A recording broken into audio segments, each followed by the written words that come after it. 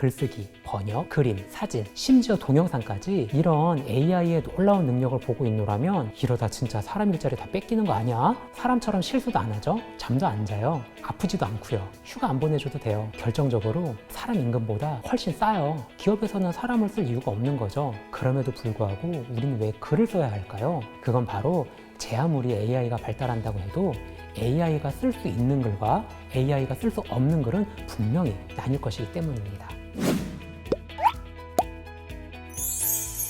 안녕하세요. 하우투 구독자 여러분. 저는 상위 1% 일잘러의 글쓰기 절대원칙의 저자 김호중이라고 합니다. 2023년 오픈 AI에서 출시된 챗 GPT를 시작으로 수많은 AI가 쏟아져 나오고 있습니다.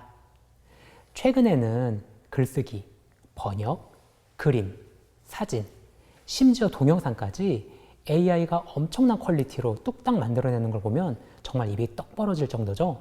예전에 컴퓨터공학과를 졸업하고 프로그래밍 언어를 코딩하는 회사에 들어가면은 위에서 내려주는 거 받아가지고 열심히 코딩했어요.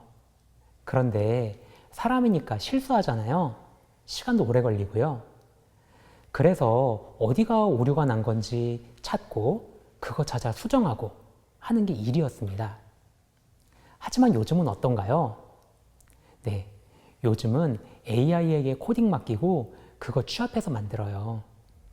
사람처럼 실수도 안 하죠? 잠도 안 자요? 아프지도 않고요. 휴가 안 보내줘도 돼요. 결정적으로 사람 임금보다 훨씬 싸요. 그리고 여러분들 보통 학교 졸업하고 신입사원으로 입사하면 사무실에서 예전에 대부분 CPA 업무했어요.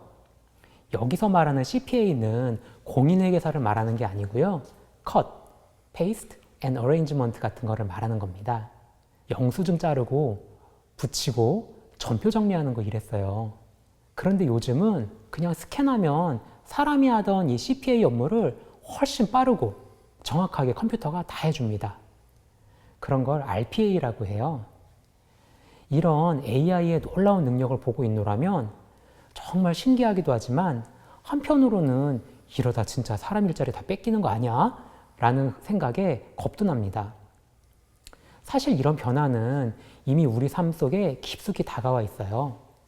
심지어 변화의 속도가 느린 공공기관이나 법조계에서도 이런 RPA가 빠르게 도입되고 있다는 사실에 주목해야 합니다. 법무법인 같은 곳에서는 예전에 초임 변호사들이 담당하던 판례 검토나 서면 작성 이런 일들을 이미 RPA가 다 대체하고 있어요.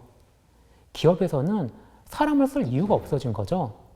사람처럼 아프지도 않고 일도 훨씬 빠르게 하는 데다가 심지어 비용까지 적게 드니까 기업에서는 사람을 쓸 이유가 없는 거죠. 그럼에도 불구하고 우리는 왜 글을 써야 할까요?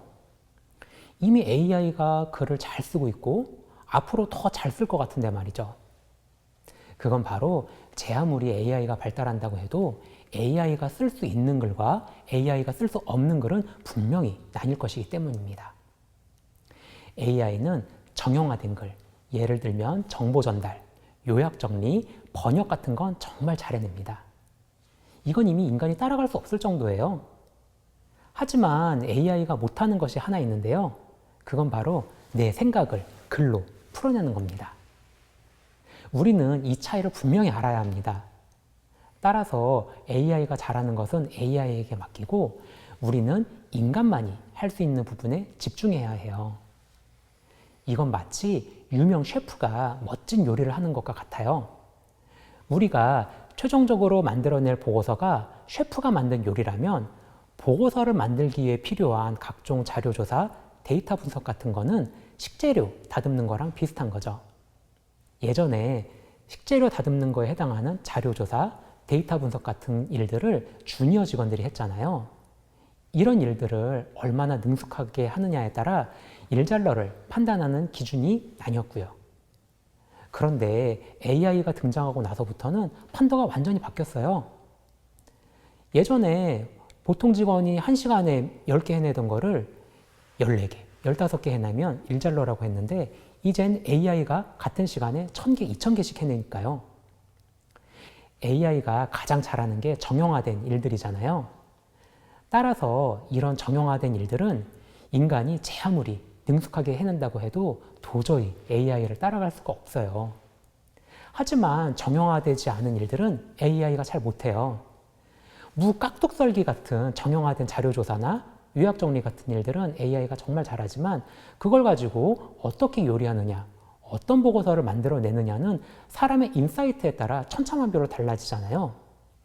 예전에는 글이나 보고서를 쓰기 전에 어떤 생각의 파편들을 이렇게 쭉 펼쳐놓고 그리고 자료들을 쭉 펼쳐놓고 그걸 모아서 하나의 완성된 글을 써나갔습니다. 하지만 이제 그런 작업은 AI가 더 빠르게 수행할 수 있으니 이런 부분을 AI에게 맡겨야 한다는 겁니다. AI 시대의 고등교육의 저자 조지프 이 아우는 관찰하고 되돌아보고 종합할 줄 아는 비판적 사고와 여러 분야를 넘나드는 시스템적 사고를 해야 한다고 말합니다. 이게 바로 기계가 하지 못하는 일이기 때문이죠. 컴퓨터는 인간이 절대 따라할 수 없는 어마무시한 계산 능력을 가지고 있기 때문에 천문학적인 수치들을 순식간에 계산해내고 기후변화와 같은 굉장히 거대한 모델링을 해낼 수가 있어요. 하지만 그렇게 나온 모델링 결과를 토대로 기후변화 대비 정책을 마련하고 실제로 실행하는 것은 오로지 인간만이 할 수 있는 것이죠. 따라서 우리는 AI가 도출해낸 결과를 토대로 결정 내리고 실행할 수 있는 비판적인 사고 능력을 키워야 합니다. 가장 대표적인 예가 비행기 조종사들이 사용하는 오토파일럿입니다. 오토파일럿은 앞이 안개로 가득 껴가지고 보이지 않는 그런 악천후에서도 수백 톤에 달하는 비행기가 수백 킬로미터로 날아오는 비행기를 정확히 활주로 위치에 착지시킬 수가 있어요. 이렇게 뛰어난 오토파일럿도 하지 못하는 게 있는데요. 그건 바로 인간인 조종사가 명령을 내려야지만 그렇게 할 수 있다는 거예요. 이렇게 AI에게 정형화된 요약 정리 같은 거를 맡기고 내가 할 수 있는 것에 집중할 때 우리가 유념해야 하는 게 바로 나만의 독창성, 독특함입니다. 요즘은 AI로 그림을 그려주는 서비스도 많이 생겨나고 있잖아요. 몇 가지 키워드를 입력하면 순식간에 엄청난 품질의 그림이 나오죠. 저보고 이런 그림 그리라고 하면은 저 그렇게 빨리 못 그리거든요. 그렇게 잘 그리지도 못하고요. 그런데 신기하게도 요새 하도 많은 사람들이 AI로 그림을 그려내다 보니까 비슷비슷한 그림들이 너무 많아가지고 이제는 이렇게 딱 봐도 아, 이거 AI가 그린 거구나 라는 걸 알 수 있잖아요. 글도 마찬가지예요. 이미 많은 사람이 정보성 글들은 AI로 찍어내듯이 작성해서 블로그 같은 열린 공간에 올리고 있어요. 그리고 그런 거를 가르쳐주는 강좌도 있고요. 우리가 AI로 그린 그림을 이렇게 딱 보면 알 수 있듯이 이제는 AI로 쓴 글을 이렇게 딱 보면 알 수 있어요. 왜냐하면 그런 AI가 쓴 글들은 나만의 독특한 감정이 없기 때문에 그래요. 사람들이 기안84나 이말년 같은 웹툰 작가들이 그린 그림에 왜 그렇게 열광할까요? 그 사람들이 그림을 엄청 잘 그려가지고 그린 게 아니라 그들만의 색깔이 있기 때문이잖아요. 이런 것처럼 똑같은 글들이 쏟아질수록 우리는 어디서도 읽을 수 없는 나만의 색깔을 찾는 데 집중해야 합니다. AI가 발달해 제 아무리 멋들어진 글을 써낸다고 해도 손때 묻은 글, 어디서도 볼 수 없는 글에 대한 수요는 변함없이 있을 테니까요. 또한 AI는 나만의 스토리를 절대 쓸 수 없어요. 그럴듯하게 흉내낼 수 있을지는 몰라도 내 인생을 살아보지 않았기 때문에 생생하게 살아있는 나만의 스토리는 절대로 완성시킬 수가 없죠. 가장 대표적인 예가 자소서하고 논문입니다. 요즘은 많은 사람들이 자소서와 논문을 AI의 도움을 받아가지고 쓰려고 해요. 물론 교정 같은 거를 할 때 AI의 도움을 받는 건 아주 좋아요. 하지만 제 아무리 AI가 발달한다고 해도 절대 나만의 스토리, 나만의 생각을 대신해서 써줄 수는 없다고 그랬잖아요. 따라서 AI의 도움을 받되 나의 생각까지 도움을 받는 건 스스로 AI의 노예가 되겠다고 선언하는 것과 다르지 않아요. 제가 무서운 사실 하나 알려드릴까요?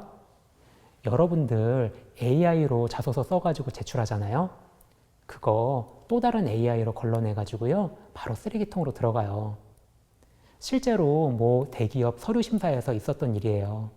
인사 담당자가 자소서를 이만큼 한 더미를 이렇게 따로 보여주더라고요. 이거 뭐예요? 이렇게 물어보니까 AI로 쓴 자소서들 걸러낸 거라고 하는 거예요. 이 AI로 쓴 자소서 보면 어떨 것 같아요? 되게 잘 썼어요. 근데 왜 떨어뜨릴까요? 그건 여러분만의 독특함이 없어서예요. 자소서를 왜 쓰는지를 한번 생각해 보세요. 이력서에서 확인되지 않는 여러분들만의 스토리를 듣고 싶기 때문에 쓰는 거잖아요. 그리고 여러분들이 AI로 쓴 논문들 있잖아요. 이것도 요즘은 표절과 동일하게 간주해가지고 엄격하게 걸러낸다는 사실을 잊으면 안 돼요. 독특함과 개성은 AI와 공존해야 할 미래의 그 중요성이 점점 더 커질 겁니다. 여러분들 공항이나 기차역에 가면 들을 수 있는 안내 방송들 있잖아요. 그거 이미 TTS로 바뀐 지 오래예요. 이뿐만 아니라 뉴스를 전하는 아나운서도 AI 가상인간으로 바꾸려는 시도가 이어지고 있어요. 이미 제주특별자치도에서는 잠도 안 자고 아플 일도 없고 휴가도 필요 없는 가상인간인 제이나 아나운서가 단돈 월급 60만 원 받고 정책 뉴스를 이미 전하고 있어요. 아나운서나 성우 양성 교육 과정은 표준화된 발음, 발성, 자세를 가르치는 것이 핵심입니다. 서로 다른 개성을 가진 사람들에게 엄청난 시간과 노력을 들여가지고 어떤 표준화된 방식으로 통일시키는 거죠. 하지만 이제 더 이상 이런 표준화된 나레이션을 구사하는 것만으로는 인간이 가상인간 아나운서를 이기기는 점점 어려워지고 있어요. 우리는 그동안 정해진 방식으로 능숙하게 일을 잘 해내는 사람을 일잘러라고 불렀잖아요. 하지만 정형화된 일을 잘 해내는 것은 AI가 가장 잘하는 분야잖아요. 그러니 지금까지 일잘러의 기준이었던 역량의 중요성은 급격하게 줄어들고 지금껏 덜 중요하게 여겨졌던 엉뚱함, 자신만의 색깔, 어떤 것들을 생각해내는 능력이 앞으로는 더욱 각광받을 것입니다. 마찬가지로 자신만의 기준과 원칙을 가지고 남들이 쓰지 못하는 글을 쓰는 사람만이 AI 시대에서 살아남을 수 있어요. 회의록 작성, 자료 요약 정리, 보도자료 작성, 사실관계 정리와 같은 표준화된 글쓰기는 앞으로 AI가 맡게 될 것입니다. 따라서 우리는 끊임없이 왜? 라고 스스로 물어보며 AI가 하지 못하는 답이 없는 것들을 글로 풀어나가는 것에 집중해야 돼요. 이러한 글쓰기 기준과 원칙이 있어야 하지만 빠르게 우리 삶을 파고드는 AI 시대에 살아남을 수가 있습니다. 제가 대학에서 강의를 할 때 꼭 내주는 과제 중 하나가 바로 배운 내용 요약 정리하기입니다. 심지어 맨 앞에는 자신이 정리한 내용을 한 페이지에 다 담아서 정리하라고 해요. 이런 과제를 내주면 학생들은 적잖이 당황합니다. 제가 학생들 괴롭히려고 이런 과제를 내주는 걸까요? 아니에요. 이렇게 한 장으로 쓰려면은 자기가 스스로 생각을 할 수 있어야 되기 때문이에요. 그리고 또 하나, 저는 이런 과제를 내줄 때 꼭 학생들에게 AI를 활용해 보라고 얘기를 해요. 그리고 어떤 AI를 활용했는지, 그리고 AI를 써보니까 어떤 느낌이었는지를 써보라고 하죠. 그러면서 저는 학생들에게 다양한 종류의 AI를 써보고 다양하게 질문하면서 내가 원하는 답을 얻기 위한 방법을 시도해 보라고 해요.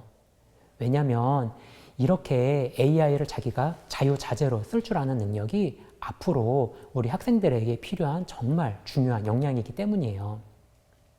실제로 같은 질문을 해도 AI에 따라서 답변의 내용이 조금씩 달라져요. 또 프롬프트 패턴을 어떻게 하느냐에 따라서도 답변이 달라지죠. 따라서 이런 질문은 어떤 AI가 더 잘하는지, 또 어떻게 질문하고 어떻게 질문을 다듬어야지만 내가 원하는 답을 얻을 수 있는지 자꾸 시도해보며 스스로 터득해 봐야 됩니다. 우리가 흔히 내비게이션이 부처님이라고도 하잖아요. 여러분들 길 가다가 내비가 알려주는 길을 말고 잘못 길을 들어가도 AI가 화내나요? 아니요. 내비는 절대로 화내지 않아요. 마찬가지로 AI도 내가 아무리 같은 걸 반복해서 물어보고 또 물어봐도 절대 화를 내지 않아요. 그렇기 때문에 겁먹지 말고 자꾸 AI한테 물어보고 내가 어떻게 물어봐야지 내가 원하는 것을 알 수 있는지 자꾸 시도해보고 AI를 귀찮게 해보세요. 그렇게 해서 AI를 잘 다룰 수 있는 능력이 여러분들에게 앞으로 정말 중요한 능력이 될 겁니다. 우리는 글쓰기를 하는 게 단지 보고서나 논문을 잘 쓰기 위해 또는 자소서를 잘 쓰기 위해 하는 게 아니에요. 하버드 1교시 자기표현력의 힘의 저자 리차드 제이 라이트는 글을 쓰는 이유에 대해 자신의 저서에서 이렇게 말했어요. 보다 효율적인 커뮤니케이션을 하고 보다 합리적인 생각을 정리하기 위해 글쓰기보다 나은 방법이 없기 때문이다 라고 말이죠. 우리 인류는 지금까지 살아오면서 수많은 시련을 겪었습니다. 급작스러운 빙하기가 닥쳤을 때 몸에 털이 난 포유류는 살아남았고요. 자동차라는 것이 생겼을 때 자동차가 빨리 달리지 못하도록 앞에서 붉은 깃발을 흔들도록 규제한 영국은 자동차 산업에서 주도권을 상실한 반면에 미국과 독일은 내연기관을 발전시키며 자동차 산업을 주도하게 되었죠. 이처럼 AI 출현으로 우리 인류는 지금 커다란 변화를 겪고 있는 중입니다. 우리가 이 변화를 두려워하는 것이 아니라 현명하게 이 변화의 흐름을 잘 타면 우리는 늘 그래왔듯 또 한 단계의 큰 성장을 하게 될 겁니다. 이건 우리 미래의 생존과 직결되어 있습니다.